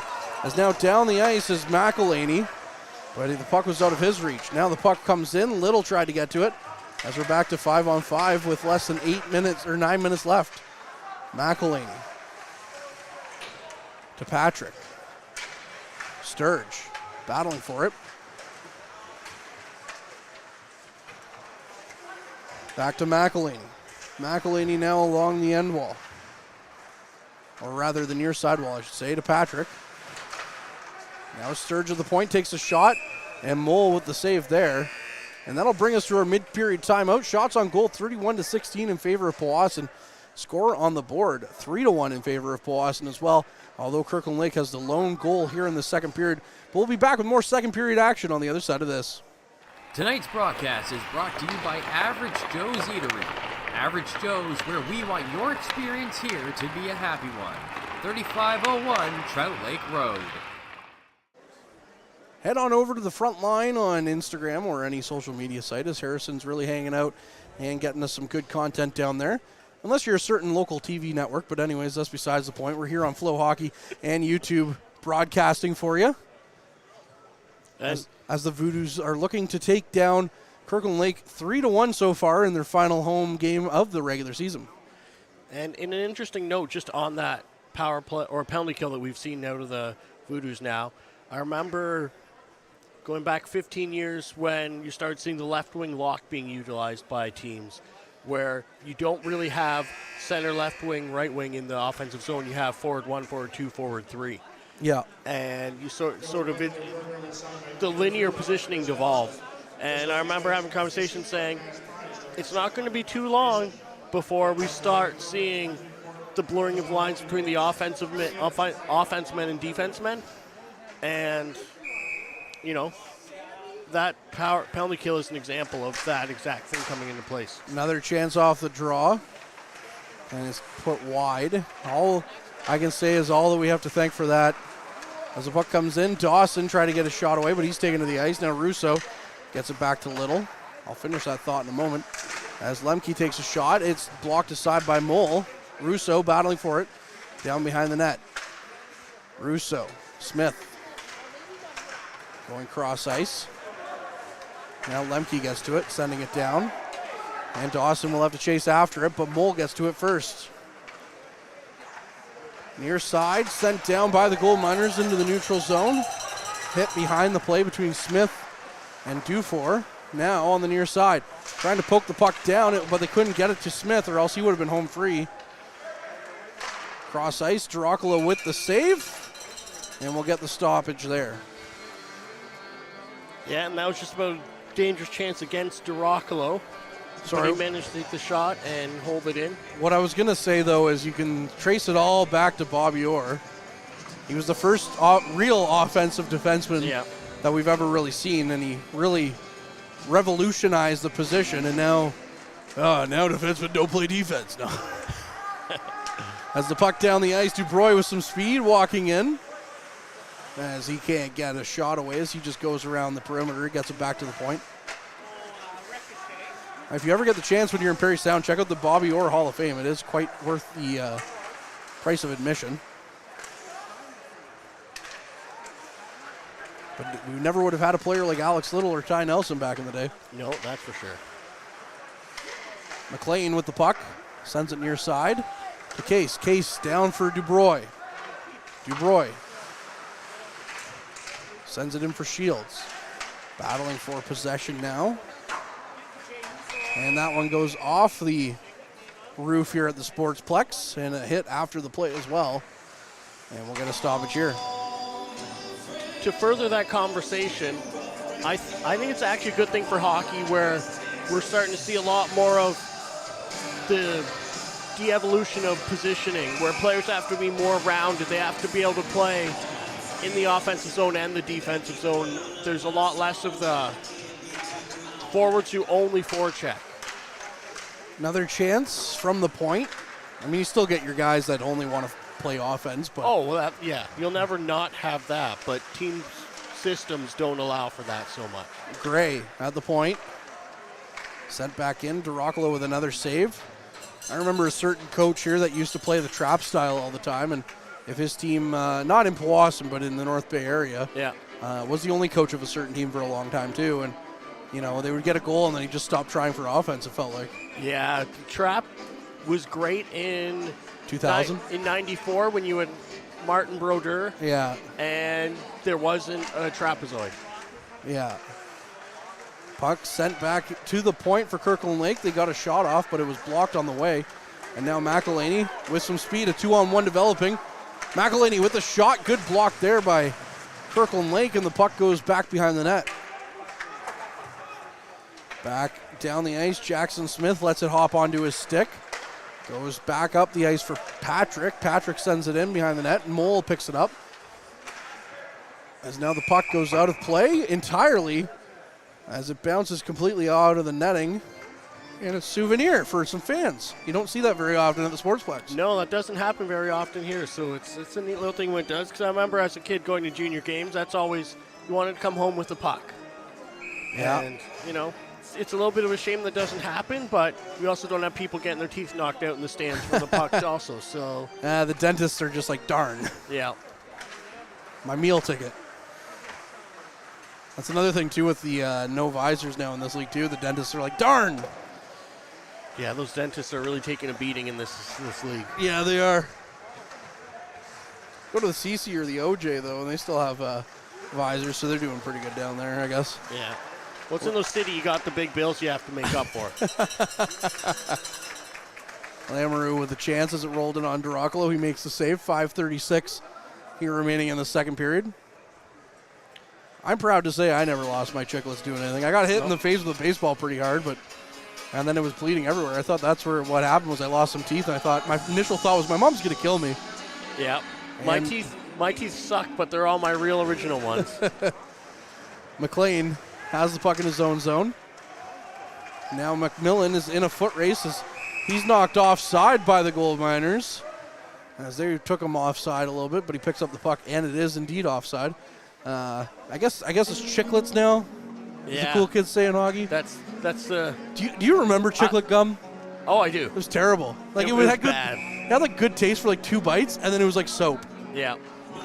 My grandmother, I swear, like exclusively chewed chiclet gum. Yeah, my grandma said chiclets and Werthers. Werthers are good though. They are. There's a reason why you can still find Werthers. Yeah. I like the little soft ones, not the ones that come like in little can. Well, I guess they all come in candy wrappers. McMillan now. We're talking about hockey here, Courtney, not little finger candies. My grandpa loved like the red and white mints, the little round ones. Yeah. The white stripes ones. They're I so call them. good. Yeah, he had a big bowl of them. Is that where the band got their name from? That plus, Meg White's last name. Yeah. It's not Jack White's last name. He took her last name. Puck down the ice. He's a fraud. Is now incoming. Is Thompson with a shot as he just sailed that one wide. Thompson, far side, gets it back to the point. McLean sends it right back in. Too many Macs on this team. I've always said that the last 2 years. As the puck comes out front, was trying to find Rive, who had wound up for the shot. And now Mike McLean with his big frame keeps it in. Puck sent down the ice, though, by the Gold Miners, as that's going to roll down. And Duracolo touches it up just for Smith to pick up. Smith sets up in his own zone as he tried to get rid of the puck, but lost the handle on it. Now it's up for Smetham. Smetham goes cross ice. Lee's going to get to it first. As now back out of their zone is Kirkland Lake. Can't quite get past the neutral zone, though, as Rive finds Patrick. Patrick walks in, takes a shot. Oh! Off the side of the net as Patrick had beaten the goalie. Just couldn't beat the net. Now another chance from the point. Turner was looking to tip it as he just tipped that one just wide. As now McElhaney keeps it in again as now Patrick walks in. Patrick with the shot as he throws that one wide. Turner with another chance. Couldn't get the shot away. Now Smith at the point. He stopped up. He would have had a shot at the net with the goalie down, but I don't think he saw it. McElhaney can't keep it in. What a great shift by this All-American line here. Near side for Patrick. Patrick throws it towards the front of the net. McElhaney couldn't get a handle on it. As now it's to Dufour. Dufour just shovels it down the ice. But Sturge picks it up, sends it right back in. Out to play the puck is Mole as he tries to decide which way he's going to go with it. But now McElhaney gets it back to the point for Little. Little with the shot off the mask of Mole. Another chance, and that one stopped by the goaltender with 2:46 here left in the second period as the Voodoos ratchet up the pressure just a tad. And that was a great shift by the American line with Lemke and Little on the point. Speaking of Americans and Lemke, though, he's recently committed to Sioux College, a Division II hockey team with the Cougars in the States. So congratulations to him and furthering his hockey career with his education. Yeah, he's going to be hanging out with former Voodoo, Gregory Trudeau-Paquette, who's played there since last season. Yeah, he had 50 points in 25 games, it looks like, and that's, nothing to turn your nose up at. No. Ray Smith took the shot from the point. It bounced on net, nearly bounced over the glove of Mole, but it went wide. Smith now with the puck on the far side. Battling for possession. It comes out, though. It's Babbage with it. Babbage sends it down the ice. Lemke picks it up. And they can't quite get it out as the puck's rolling off their stick here. Another chance from the point. Turned aside. Little gets to it, though. Little behind the net to Lemke. Lemke down the ice, found Dawson. Good stretch pass there by Lemke. Dawson couldn't quite get it into the center ice area. As now Dawson battling for possession behind the net. Dawson still battling for possession, but Kirkland Lake comes out with it. Although it hit the referee, so Little got to it first, but he was knocked off the puck. Now he falls on it. Dawson comes away with it. Dawson behind the net. Lost the handle on it. Kirkland Lake gets back. And now they take it out of their zone. Babbage sends it in off the glass, and Russo's going to turn and go after it. Russo down the ice for Smith. Smith, that was just out of his reach, as Shucker tried to get to it. Mari with the puck. In on Durocolo, who's just going to stop that one up. And we'll get a stoppage here with $1:24 left on the clock. And if the Voodoos, if they come away with a win here tonight, they are currently 3-0 against the Gold Miners this season. They finished a perfect 4-0 last year against Kirkland Lake. So, again, wild to think that this team is in your division. You're only playing them 4 times out of 58 games. That is crazy.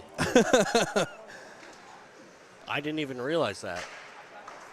I had too much time on my hands with the podcast a couple of episodes ago. We haven't done one in a while because it's been a little bit busy. As Dubroy goes in, knocked off the puck. I'll finish up that idea here, potentially in the intermission before we go to break. Back to Case. Cross ice for McLean. McLean battling for possession. And now coming away with it is McMillan. McMillan, as we're into the final minute here. Lost the handle on it, though, however. Was Mari. Now the puck back to Mari with a shot. Blocked on the shooting lane. And it's back to Ellis at the point. Ellis with another chance. Blocked by Dubroy. He didn't know where the puck was at first, but then he looked around and found it at his feet. Ellis sends it in and is stopped up by Durocolo. Here's my, because I know it's all about the highway relations anyways. You change it to 3 divisions. Yep. You got your Sioux, your Blind River, and your Elliott Lake in 1 division. That's 4 teams. You got Sudbury, Espanola, Powassan, French River. That's 4. You got Kirkland Lake, Iroquois Falls, Timmins, Hearst. That's another 4 up front. And instead of doing the top 4 teams in each division make it, you do the top 8 teams in the league. I think that would be... I know it won't happen, and that's just me as a nobody giving my 2 cents on, things you could do. I think it makes sense, though, in this league this size. And this spread out geographically. Thompson. Geographically. Yeah, it would be, keep the games, the games against Sudbury would really matter, I mean, they matter, but the points would be bigger, right? Yeah. Espanola, French River, those are teams you play all the time anyways. Right now, the only one actually into your division is French River, as we'll come to the end of the second period here. Thompson threw it cross ice. Rive couldn't get a handle on it, and that'll end the second period. The Voodoos are up 3-1. Kirkland Lake scored the lone goal in that period, but just to finish that thought, I mean, in the CCHL, when I did a weekend there, I learned that that's what they do. The top teams make it, not just the division. The top teams make it. So that would end up being a situation where the Sioux Eagles wouldn't be going home early after having a great season. It would be interesting. And then, again, those points would matter just a little bit more when you're playing your rivalry games. Because right now the Voodoos have a healthy rivalry with Sudbury and Espanola, but they're in different divisions. Yeah. You know what I mean? And I think that makes a lot more sense to go that way. Maybe we should start lobbying the league using our connections. Yeah, we'll start at the next showcase. Yeah. Or we'll be canceled, much like other teams have tried. But anyways, here we are, and we'll head to another intermission break here on the front line. The Voodoos are up 3-1 after 40 minutes of play. Can they hold on in the third period? We'll have to find out more on the other side of this. Average Joe's Eatery and Patio Bar is North Bay's only year-round lakefront restaurant. On the shores of beautiful Trout Lake, we have been serving delicious food and stunning views since 1999. Indulge in one of our delicious menu items or simply sit with a cocktail in hand and watch the beauty of Trout Lake before your eyes. Check us out online at averagejoes.net or visit us in person at 3501 Trout Lake Road, North Bay. Hey there, I'm Mike the Financial Advisor. When you strip it down to its core and you take away all the industry jargon, I help people solve financial concerns. So if you're concerned that you'll never save enough to retire comfortably, or that your kid is going to graduate post-secondary $40,000 in debt, or maybe even that life is going to take a really unfortunate sideways turn and somebody is going to have to open a GoFundMe page for you and your family, I can help you prevent all of those things from happening. If you want to see how, you can find me on Facebook, Instagram, and TikTok. Just do a search for Mike the Financial Advisor. You should find me. You rely on your vehicle to take you to the places that matter most to you. So bring your vehicle to the team you can rely on to keep it running at its best. Dave's Automotive Services. Whether you're getting your car or truck ready for the season with a tire change, making sure you're safe on the road with an inspection and certification, or doing your due diligence to keep your vehicle in tip-top shape with regular maintenance, Dave's Automotive Services has you covered. Expert troubleshooting, quality repairs, and time-efficient labor are the 3 stars of service you can expect when you bring your car or truck to Dave's Automotive Services at 411 Airport Road. Call 705-478-5544 and book your appointment today.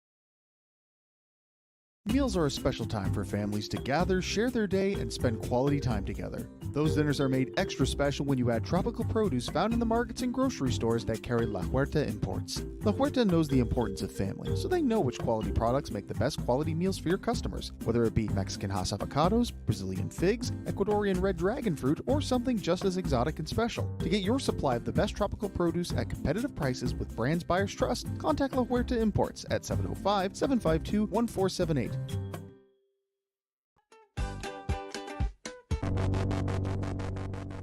Barry! Huh? I told you not to be scaring the customers. Hey, Barry, come on in for a bite. And bring Brianna with you. For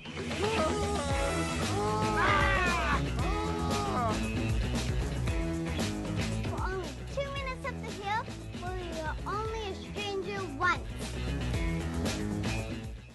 Ready to embark on an electrifying adventure? Look no further than the Mitsubishi Outlander, available in gas or PHEV, the SUV that redefines excellence. Recently awarded the best midsize utility vehicle in Canada for 2023 by AJAC. This bold and sophisticated SUV delivers advanced performance, safety, and tech, plus peace of mind with its standard super all-wheel control and the best warranty in the business. With red-hot deals and plenty in stock, your award-winning drive starts with the Mitsubishi Outlander. And we welcome you back inside the Powassan Sportsplex as the Powassan Voodoos look to wrap up the 2023-24 season at home with a victory here over the Kirkland Lake Gold Miners. They're currently up 3-1, although Kirkland Lake scored the lone goal here as we're about to get set here for this third period. I just had to give you a little bit of a hard time, Cassie. That's just how it is here on the front line. And I don't really have much else to say because not much happened in that second period. No, I mean, a lot of shots happened. Yeah, that's true. 35-21 in favor of Powassan. Yeah, it looked like Kirkland was really starting to take a bit of control there. But the Voodoos that you just heard being yelled about in the background are really in the last 5-10 minutes really took back control and started to look more like the team that you did in the first period. But Mole has been looking great out there on his part. Mole has. I thought maybe there was a change coming just with the way that the backup for this game, Amaro, was getting ready. But no, Mole is still in net, and I would say it'd be silly to take him out at this point. I mean, he's looked great, making 32 stops so far in the game. Yeah, I mean, 35 shots is a good amount of shots to get against you in a full game, let alone in the first two periods. Well, we'll have to see which version of the Powassan Voodoos come out here in this third period. As we get set for the third period, face-off is underway. The Voodoos with possession. Alex Little walks in, takes the shot. Mole with the quick save. 7 seconds in. In this period, the Gold Miners in their road black jerseys are going left to right, and the Voodoos in their home white jerseys are going right to left. We talked about black jerseys a little bit in the beginning. I'm partial to the... I know it's a different sport. I love the Blue Jays, angry Blue Jay that they had in the mid-2000s, the black jerseys. I know it's the Leafs, and everyone's like, oh, the Leafs. The Justin Bieber jerseys are really nice. I like them. I like the Justin Bieber All-Star jerseys, though, too. Yeah, I didn't mind. I didn't like where the nameplate was, but that's just because when I was like watching it on TV, I was like, where's the name? And I was like, oh, it's down below. Speaking of nameplates, I like that the PWHL had they put Molson at the top. Another shot. Yeah, and there was Molson themselves that drew attention to that, being like, yeah, we're fine with that. Yeah. You know, where they are covered by the put Molson up the so hair. It's covered by the hair, and let the names be at the bottom so they can see the names. Oh, shifty little move there by Duraculos. He makes the stop, covers it up, and then he slides out of the way as the Gold Miners player was coming towards him and slid into the net. Yeah. But, and then, I think of, I've always liked the Blackhawks when they had the black jersey as their third jersey. I think all teams' black jerseys look good. Like, even Toronto, I like their black jerseys. Yeah. I don't know if Montreal could pull off a black jersey. Shot or rolls in. But, so here's the thing is that the Leafs and Habs jerseys are so iconic, right? The Leafs have gone back to a more traditional jersey in the Austin Matthews era since 2016 as a puck rolls back in on Duraculo again. Whereas I would have said the same thing about Toronto at that point, but it just works really well. Yeah. For whatever reason, and I also appreciate it as the Toronto skyline in the I think the big stripe thing as well. is because it's only one color. Yeah. To add black is fine. With Montreal to have the red and blue. Yeah. With the black, I think might be too much. Yeah. No, I have to agree with you. Puck goes cross ice. Another shot saved by Dyracolo as the gold miners are slowly creeping up there in shots. 36 to 26 now. At one point, the Voodoos were 20 ahead. But yeah, I mean, just anytime you see a black jersey on a field or in the stands, and just your eye goes to it. Again, the Battalion Centurion jerseys, the black jerseys are really nice. The Centennials, when they were here, gotta love black jerseys, right? Yeah. I know black and gold is really overdone in hockey, but it's overdone because it works. Exactly. Black is an intimidating color, and gold is gold, right? Exactly. I don't like Kingston Frontenac's gold, though. That gold, like when they were yellow, I liked it more. As the puck comes out, Russo tries to shovel it on net. Hamilton with the black and yellow. That's good. Sarnia. Yeah. Again, I really like, speaking of iconic jerseys, the look that the Bruins went for their 100th anniversary, too. Yeah. That's a really nice jersey, speaking of black and yellow. Speaking of black jerseys, I've been lobbying Chris Dawson to try and bring the former Powassan Hawks jerseys back as a third jersey. That'd be nice. I don't think it's going to happen, but I've been lobbying for it. I think you might be, you might be a little bit disappointed on that one. Jackson Smith with the puck. As now it comes back to the blue line. Chase Thompson. I'll weigh in on a bit of a debate going on in North Bay right now, too, as the puck goes in. Mole covers it up. Looked like he was going to play it, but decided against it. North Bay Trappers Minor Hockey Association is looking to change its colors to be in line with the battalion. Chris Dawson said, why not go back to the Centennials for the 100th anniversary of North Bay? I know what you said in the group chat, what you're hoping for. If they're going to go with the color scheme, may make it the Voodoos, but oh man, I would love to see the Centennial nod back at it. Even if they go with the, call it battalion, I mean, it's essentially the same colors as the Voodoos. Yeah. And then all the AP players already have the right color equipment for when they get called up to play with the Voodoos. Yeah, it's black helmets, though. So you got to go with black helmets, right? Whereas the battalion have the green helmets. Puck sent into the neutral zone. Little plays it. I just personally like the idea of keeping the Centennials alive, especially with North Bay's centennial year. Exactly. That was a really clever idea as well. You can vote, not vote on it, but vote on what you think it should be on Chris's Bay Today article. Let's go Cents. As Turner takes a far shot, Mole with the glove save. Covers it up. We're just under 3 minutes gone here in this third period. 3-1. Couple of shots back and forth between the two teams. Voodoos looking to get the extra, or the 2 points here tonight to jump ahead of Hearst in the standings. Yeah, when there's playoffs positioning up for bait, it's still an important game. Whether they're making the playoffs or not, it matters. These 2 points, so I'm sure they're going to be here fighting this whole third period to keep this game going the way it's looking so far. Shot going cross ice. Other game tonight. French River is taking down Espanola 6-4 heading into the third right now. Hearst is idle, though, as the puck comes up to Patrick, takes the shot. Speaking of black and yellow, big Penguins fan. And, of course, big fan of the Steelers, who are also black and yellow, and the Pittsburgh Pirates, who are also black and yellow. So it's kind of Pittsburgh colors. Yeah, it's kind of become their identity. Hearst will be in action tomorrow night with their game in hand on Powassan against the Iroquois Falls Storm. The Voodoos will be traveling to Sudbury tomorrow to take on the Cubs. Down the ice. Back through the neutral zone. Sturge with the puck in his own zone. Tried to chip it away, but instead Kirkland Lake comes away with possession. Now it's up for Wraith Smith. Smith with some speed down the other way. Smith walks in. He lost the handle on it in the skates of Dawson. But now the puck comes to him on the far side. Gets away from one check. Walks in. Tries to go behind the net. Couldn't find Paydirt, though. As now Jackson Smith tries to keep it in. Instead it comes to DeBroy, who gets it over for Dawson. Dawson sent it cross ice. And Smith battling for it. Lost it, however. And now Kirkland Lake going the other way. DuBroy through the neutral zone. Gets it in to Kirkland Lake territory, but no further. Maury going the other way. Maury gets in. as that's going to go for a delayed penalty now for slashing. It looks like that'll go against the Voodoos. So now the Voodoos will have to kill off some penalty time here as Caleb Dawson will find himself in the box. Yeah, that was one of those where I think it could have been called hooking as well, but when you're stick checking guy, you got to make sure that you're coming up from underneath, because if you're going down from the top, it could be called a slash. He had his stick curled over, so it could have been called a hook as well. And we'll see how they do on this penalty kill if they are as strong as they were last time. McLean with the puck down the ice. Little gets to it. Oh, good stick there by Kirkland Lake. Ellis knocked that away from Little, who would have had a dangerous chance had the toe drag worked out for him.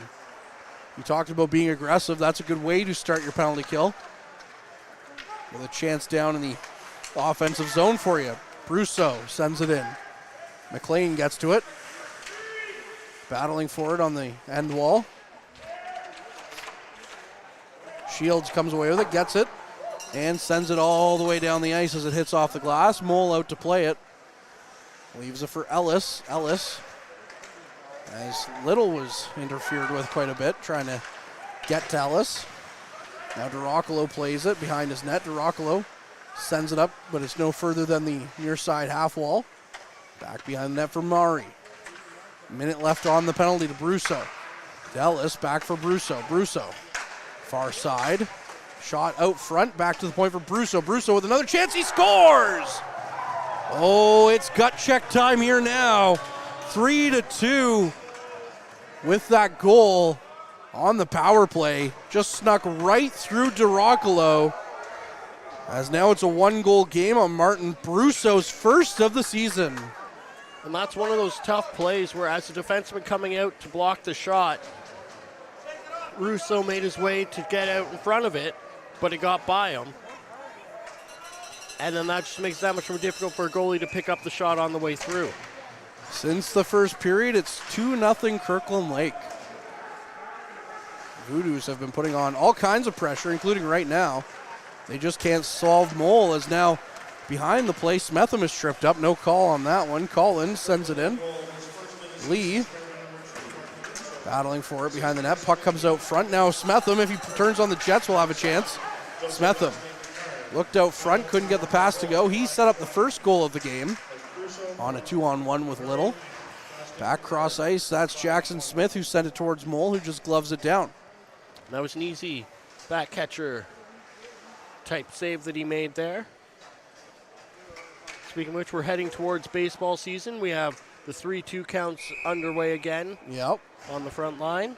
I kind of hijacked this episode because I missed the first episode, so they had talked about how excited are you for the Blue Jays, and in the back half I'm just like, we're talking about Josh Donaldson, who recently announced his retirement, and has Kirkland Lake down with another chance here.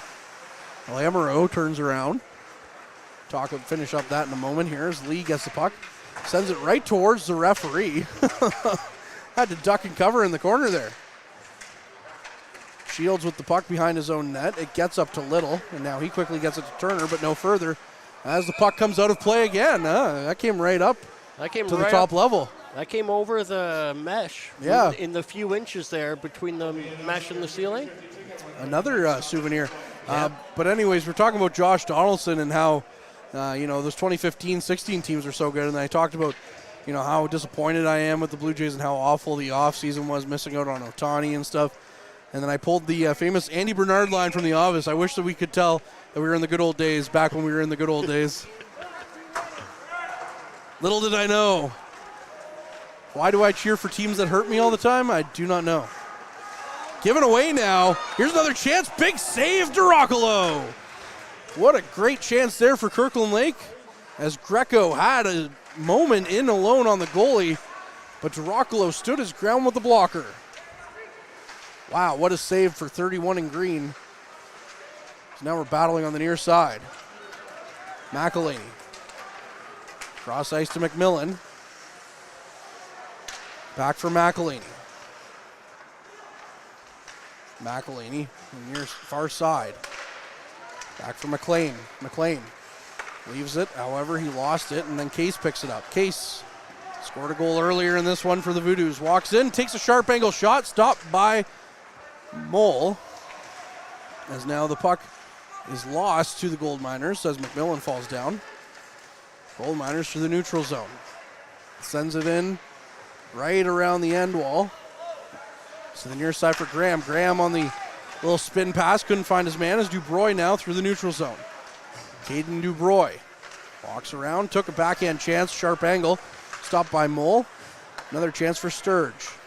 Sturge sends it in. It's blocked down. Brusso. Now it's out front. Shields tried to flip it towards the point.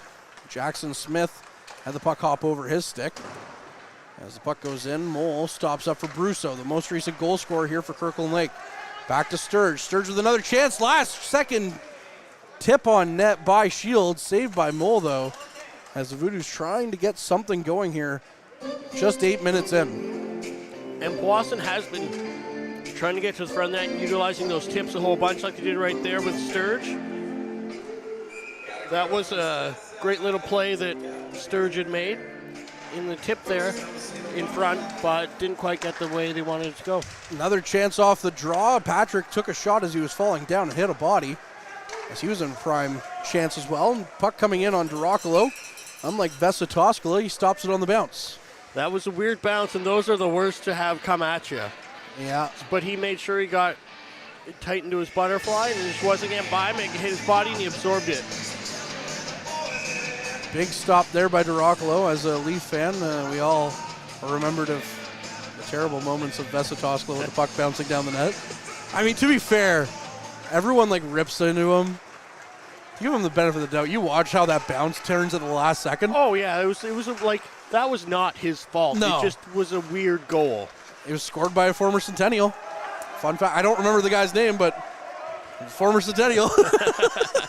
Everyone remembers Vesa Toskala, though. Probably helped that he was the starting goalie for the Leafs for a couple of years. Near side, Turner flips it out, goes for a race. As that's going to be Pepin who got to it first, but it's back out front. Now for a chance for Powassan out front. Dawson set up a great chance. Lemke walked in, and that one's blocked. Oh, Powassan buzzing a little bit here. Back to the point again. Another shot on net, stopped by some bodies in front, and Lemke picks it up. Lemke tried to get around his man. Now the puck back into the neutral zone. Dawson gets to it, sends it down the ice for Little. Little goes for a skate. Gets it down the ice now for Dawson. Dawson walks in, takes another shot. Mole with the save. Now McLean with it. McLean sent it in. It's lost to the Gold Miners, though, as now battling for it again on the far side. That's Russo who sent it near side for McLean. McLean behind the net. Back to the point. Case got to it, threw it towards the net. Stopped up by Smith. Takes the shot. Stopped by Mole, and we'll get another stoppage here. And you know what? For all the grief that Brian Burke got his first tenure as a Leafs GM, and obviously a lot of these moves didn't work out, he turned Toskala into J.S. Shiger along with Jason Blake and Joffrey. He got Joffrey Lupul in that deal too. So a lot of the mistakes that were made pre-him, he was able to get out of, like Toskala. Yeah, I don't think he was a bad GM at all. No. I think he got credit for some things in Anaheim that were maybe not his doing. Puck sent cross ice. I mean, he made the right deal to bring in Pronger, though. Yeah, well, I think the big thing was he... Out front, good chance by the Voodoos. Oh! Back-to-back huge saves there by Mole. McLean gets to it. Tip chance by Smetham, and that one just goes wide. Throws it out front for Thompson.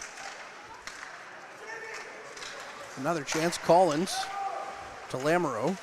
Back to the point, stopped by Duracolo. Kicks that one into the corner. Case gets to it. Battling for it once again. To Windu. Got it over to his man. Now the puck comes out front, bouncing on Duracolo, who's just going to cover it up. And that should bring us to our mid-period break, and we'll be back with more useless Toronto Maple Leafs trivia on the other side of this. Tonight's broadcast is brought to you by Average Joe's Eatery. Average Joe's, where we want your experience here to be a happy one. 3501 Trout Lake Road. Just to finish off the Brian Burke conversation, he also, moments before making that trade for Shiger, made a deal to acquire Dion Phaneuf. For all the grief that Phaneuf gets, The problem with Phaneuf and Kessel is that they were miscast in Toronto. Like Kessel was the star, and Phaneuf was the defenseman. Phaneuf would have been a solid second pairing defenseman. Kessel would have been a solid complementary player. But because those were the only guys they had, they're like, oh, Phaneuf's terrible. Oh, Kessel's terrible. Well, exactly. I think what happened in Anaheim is he inherited a couple young, really good players. So he's an old school hockey guy, so he brought us some tough guys. Yeah, truculence. Yeah, he brought some truculence, and it worked because they already had the talent. Yeah, whereas Toronto didn't have the talent. Toronto didn't have the skills. Like, we're going to bring in some truculence and some, what was the other word? He used fortitude? Yeah. And it just didn't come together. Yeah, the 18-wheeler going off the cliff. Yeah. The other thing that he, his biggest trade of all time is getting both the Sedins in the draft, right? So Vancouver fans had him to thank for that for a while. Puck flipped out of the zone, sent down by Powassan. That'll go for icing. And we'll get a stoppage here. He also turned, and then ultimately Leafs fans wanted him back and got him last year, but he turned Luke Shen into James Van Riemsdyk too. Which is also not a bad deal. No, especially at the time. Yeah. Well, I think he's a good GM. I think his hockey philosophy is a little outdated. Yeah, that's why he's not a GM anymore. And I think that, if he inherits a good team, he can insert his philosophy and it works. DeBroy now with a good chance. With some speed down the ice. He chips the puck away, takes a shot, and he put that one just over the net. Now it's all the way back down in Voodoos territory. Sturge out to get to it. Under 9 minutes remain here. Near side, Smith with it. Behind his net, Smith getting pressured by Collins, moves from behind the net. Turns around, gives the puck to Shields. Shields up the ice for Rive as he tips it in. It's going to hit off the meshing and go out of play. The JVR trade actually ironically was his last move as a GM because that was it wasn't his last move, but that was his last trade of conscience because they had the draft, then they were locked out for the first half of the season. Oh, yeah. They were coming back, and like a week before, they're like, hey, you're fired for Dave Notice. And that's twice that Dave Notice replaced him, too. I don't know why he keeps bringing that guy around. Dave Notice signing the great David Clarkson deal for Leafs fans. Yeah, he's going to have a little bit infamy to his name for a while. Well, you know what he did, though? He traded for Roberto Luongo in Vancouver. Yep. So it's like everybody, Brusso with the shot, stopped by Dracula. Everybody made their big trades before they got to Toronto. That's just the problem. And then now we get another chance here for Kirkland Lake. And we won't even get started on John Ferguson Jr., who did a great job for the Leafs. It's probably because his dad was a big Montreal Canadian. Although, puck out front, flipped away, sent back towards Dracula. Now the puck's going to come back to the point on the rebound from Ellis. Ellis took the shot. McElhaney down on the ice as he took that one directly off his skate. He's laboring to get off. McLean helping him get out. Now that's going to create a 2-on-1 chance, and a good pass out front negates that. Now we'll get a penalty against the Voodoos for hooking. McLean was slow off the bench as he was trying to help McElhaney get back on the ice, and because he did that, missed the assignment, and now Russo's going to go for hooking. Yeah, and he's getting attention from training staff. Off to the side there, he looks like he's in quite a bit of pain. Getting a puck off the side of the foot is never a good feeling. No, thank you. Although, to add to the John Ferguson drama, Ken Dryden was the GM beforehand, Montreal Canadiens legend. He was a great GM for the Leafs, so. But that'll be all I'll talk about the Leafs now. Then we'll move on from sad topics. Yeah, I'm really I've been depressed all day, man. Thinking about the Leafs. You have to go back to work soon. Yeah, it's just terrible. It's been fun while it lasted. And the Leafs play tomorrow. It's like, oh, come on. Down behind the net. Kirkland Lake scored on their last power play. A Bresch goes cross ice. Maury with it back to Ellis. Back in for Maury. Maury walks in, takes a shot. McLean with the big block there. Now it's behind the net. Maury with it. Maury back to the point for Lee. Lee looks for a shooting lane. Now he passes it in for Maury. A $1:20 here on the power play. As Maury walks, goes cross ice. Lamoureux with the shot and the save by Dracula here. With 1:14 left on the power play, it's 3-2 Powassan They also lead shots on goal 49-32. And this penalty kill's looking a lot less effective than the previous ones had. We had some really good looks out of the penalty kill so far this game, so it's really a matter of time before the Gold Miners get some good chances on the power play. Well, they scored on their last power play. This gentleman right here, Brusso, as it goes cross ice now. Another chance stopped by DiRoccolo, as now Turner gets to it and sends it down the ice into Gold Miners territory. Rolls it on Mole. Brusso with the puck behind his net. Picks it up. Goes for the drop pass. Good stick there by Turner. As Turner just flips it all the way back down to his own men with Sturge. Sturge didn't realize that he would have a gold miner on him so quickly, as that was Collin, so he had to dipsy doodle around him. But he still got the puck down, killing off some valuable time. 35 seconds remaining on the penalty. Going down the length of the ice is Ellis. Ellis goes for a skate around behind the net, sends it back to Brusso. Brusso back to Ellis. Ellis's pass hits a leg and goes out of the zone, so now the Gold Miners will have to tag up here. Brusso up for Collins. Collins sends it in. Powassan gets it out. That's a high stick. Lamoureux touches it. I thought that was going to be offside, but no, Lamoureux did touch it on the high stick, so either way, the face-off will come out. Yeah, it looks like they're calling it on the offside. Oh, I thought it was, well, either way. Either way, it's the same result, so. Yeah. Same stuff, different pile. Exactly. 15 seconds left on the power play, 5:50 left here in this period. Ellis coming back out on the ice. Shields in for the draw.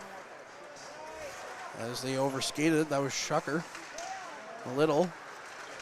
Weaving some magic, but he couldn't quite get the puck.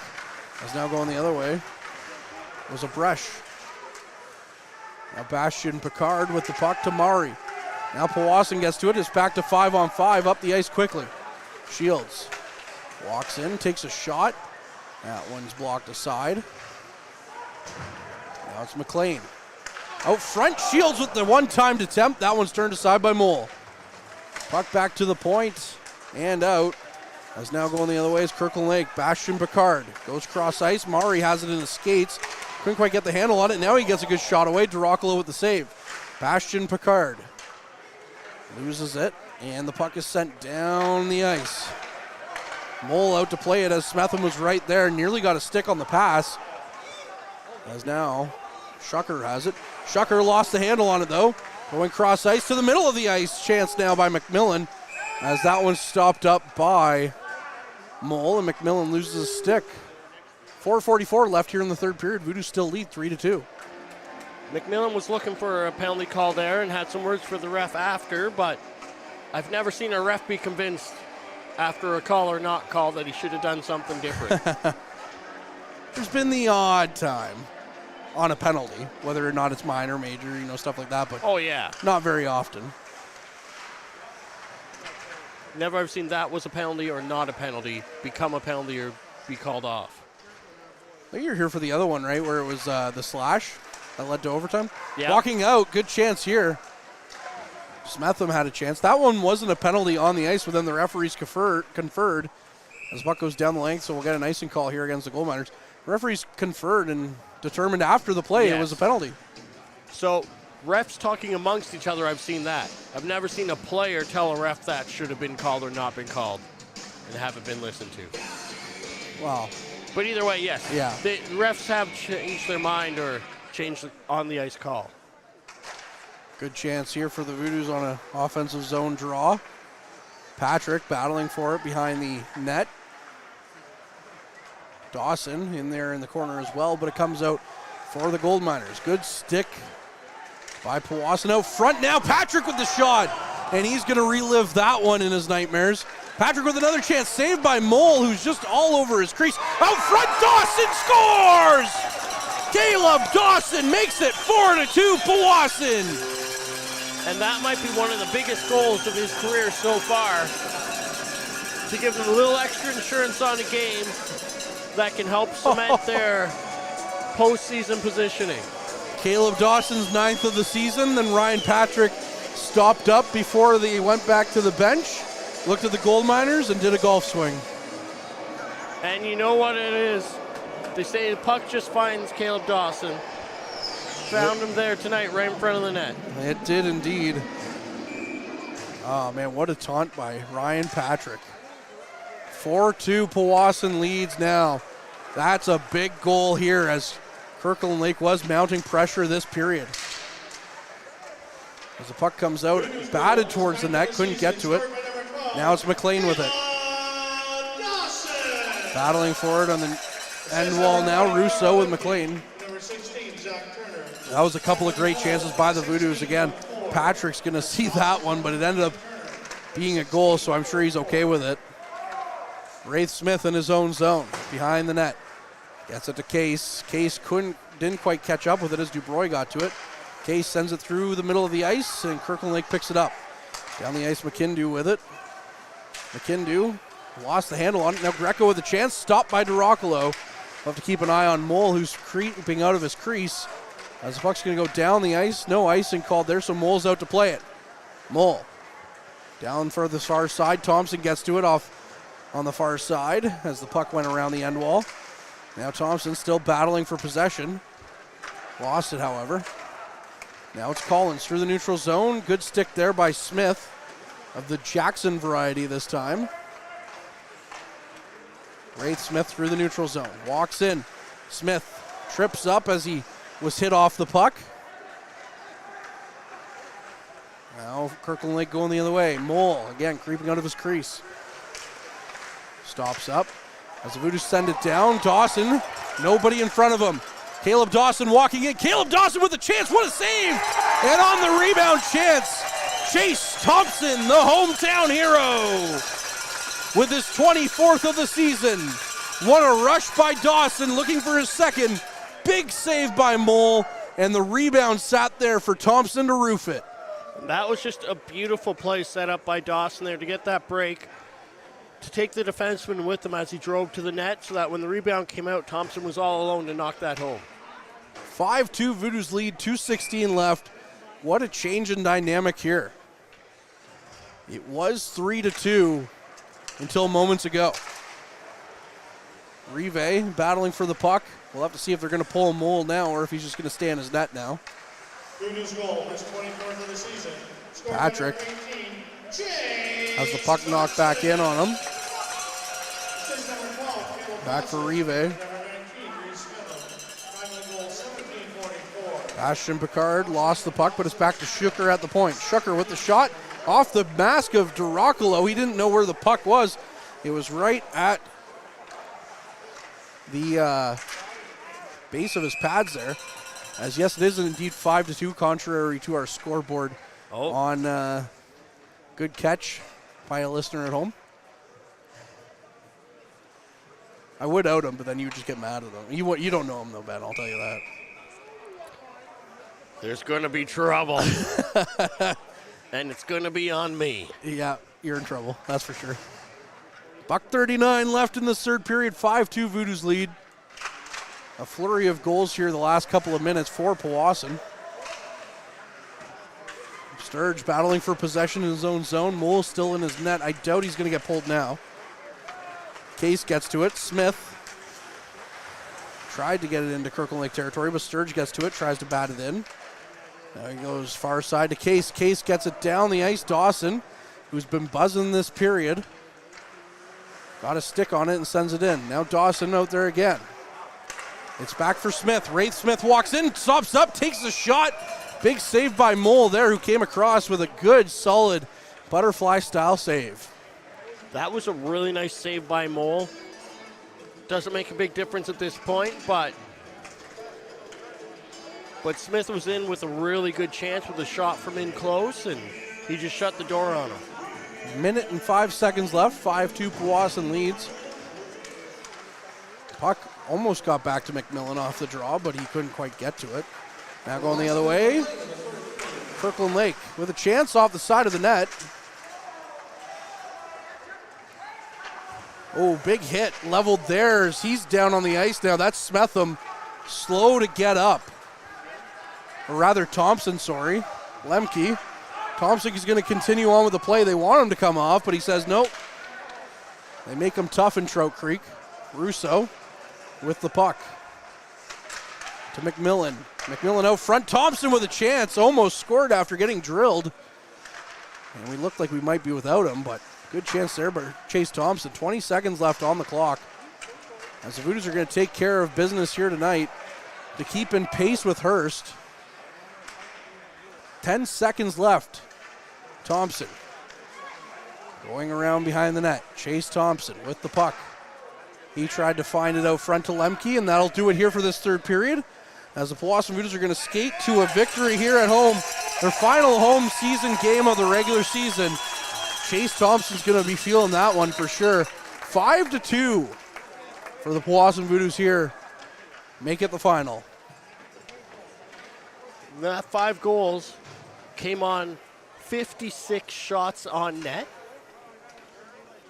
Dan DeRoccolo stopped 35 of 37. DeRoccolo's been nothing short of spectacular here as the Voodoos give the salute one last time for the regular season. And momentarily, as the players leaving the ice, the 3 stars will be heard. So we'll hear from our sponsor and we'll be right back after that. Tonight's 3 Stars is brought to you by Dave's Automotive Services, 411 Airport Road in North Bay. Expert troubleshooting, quality repairs, and time-efficient labor are the 3 stars of service you can expect from Dave's. Got to think Chase Thompson's going to be a star. He got a few points here. Caleb Dawson might have a chance too.